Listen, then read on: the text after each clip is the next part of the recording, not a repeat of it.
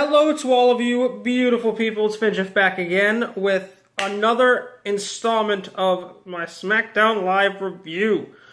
Alright, so like yesterday's video, which I recorded yesterday and had some stuff going on, so I forgot to edit it. So you guys are going to get 2 videos in one day, which is sick. So like I said in my last video, it's the final Smackdown before Sunday's Survivor Series. And what an episode it was. So let's jump right into it. Let's go. Alright, so this is a special Smackdown. It is the 900th episode of Smackdown Live. That's pretty crazy that they've had 900 episodes already. It's been 17 years since it started. But, yeah, to kick it off, they started off with the Intercontinental Championship match between The Miz and Dolph Ziggler. Now, this was an amazing match for the most part. Those two, since their big match at No Mercy, they've put on great matches. But it was severely tainted when they had to bring in the Spirit Squad and they had to have Maurice help interfere with this match. Ziggler gets pinned. The Miz is the new champion. The Miz is going on to face Sami Zayn at Survivor Series for the title. Now, my biggest problem with this. Same thing I said in my last video. Stop flip-flopping them. Give Ziggler a good title run. Why are they giving it back to The Miz? Why? Like, I get he's the heel. You don't want him to win clean. But, like, the Spirit Squad, really? They could have done so much better than the Spirit Squad. But personally, they should just keep the title on Ziggler for a little while.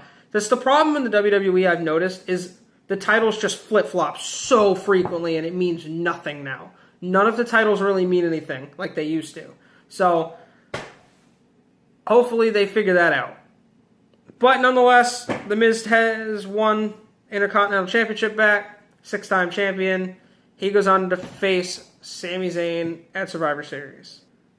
So we skip to backstage where Alexa Bliss just sitting pleading her case to Daniel Bryan. She got screwed over last week. Everyone knows the ref screwed that up.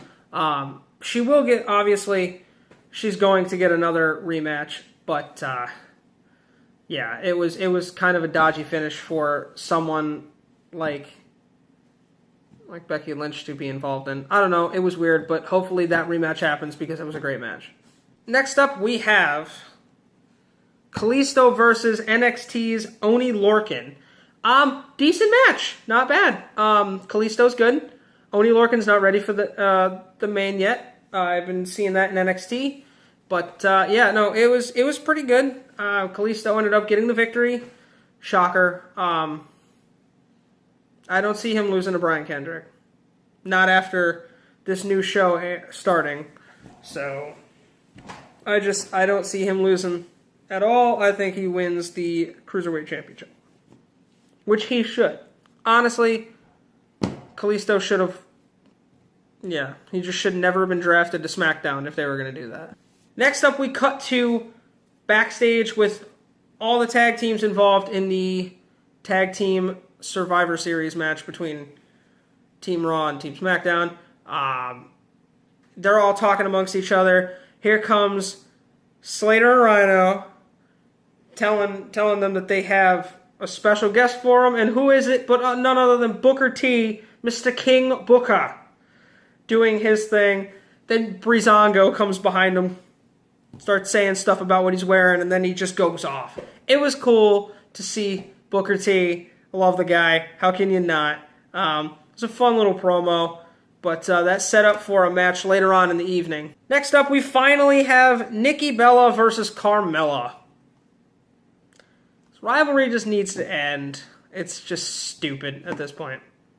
I mean, it was a good match for the most part. No complaints. I mean, I know I'm really harsh on the WWE and really, really harsh on rating, but, you know, that's how it goes sometimes. The match was going normally until Charlotte decided to show up. Waving a ticket around, saying, oh, I bought a ticket. Goes down, sits ringside. Match goes on. Nikki Bella eventually attacks her, pulling her over, and then all of a sudden, Team Raw comes swarming in, attacking Nikki Bella. Then Team SmackDown, the rest of the Team SmackDown comes out. Like, women are just throwing each other. Nia Jax ends up trying to spear Becky through the barricades and just goes straight through them. It was intense. I'm looking forward to that match, just to see the four horsewomen of women's wrestling together. I think it was unfairly split up, though. You have Becky Lynch alone on SmackDown, and then Bayley, Sasha Banks, and Charlotte all on Raw. I think they should swap one of them. Just have two on each show. I don't know. But it was a good match.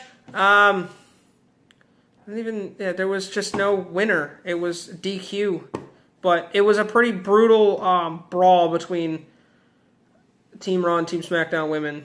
I look forward to that match. I really do. Next up, we had Breezango, the Hype Bros, the Usos, and American Alpha versus the Headbangers, the Spirit Squad, the Vaudevillains, and the Ascension. Now, it was a really good match. I enjoyed it. It was interesting. That's a lot of people to have in a tag team. Just on each side.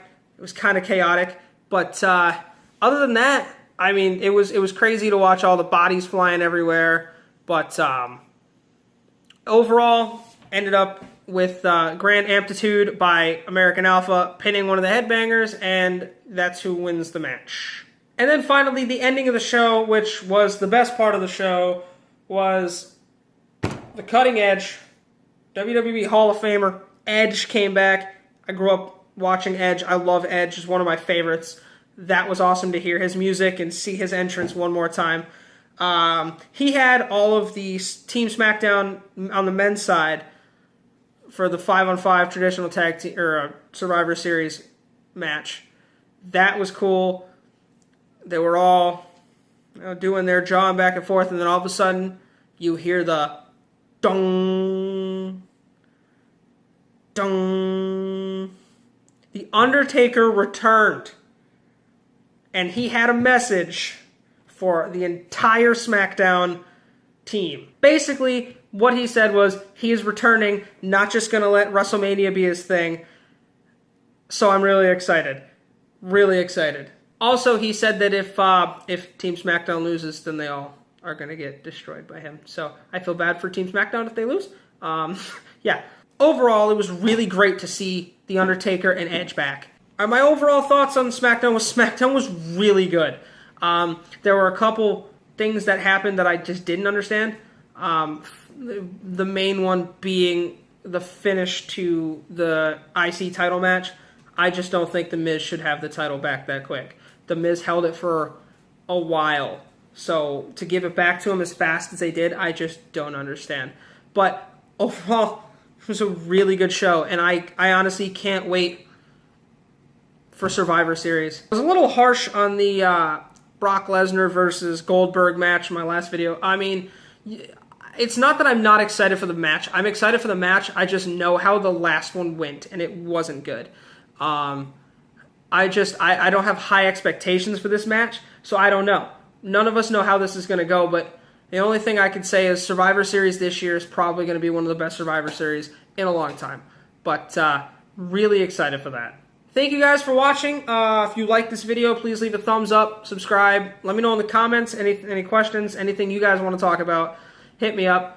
If you guys want to follow me on Twitter, that'll be in the description below. Also, my Twitch channel will be right below it. And as always, thank you for watching, and I will see you next time.